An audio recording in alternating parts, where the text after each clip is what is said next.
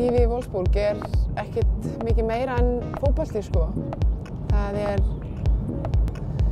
er oftast rosalega mikið að gera á æfingum og í leikjum.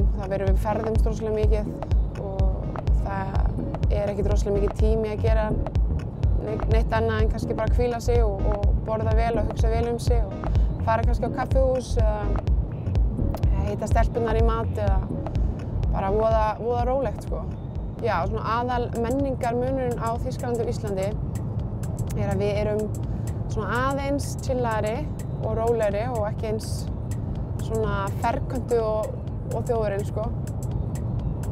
Það alveg, ég þurfti alveg að venjast í reglunum og í byrjun og ég skulda alveg vel í sektarsjóð fyrst í byrjun tímabilsins.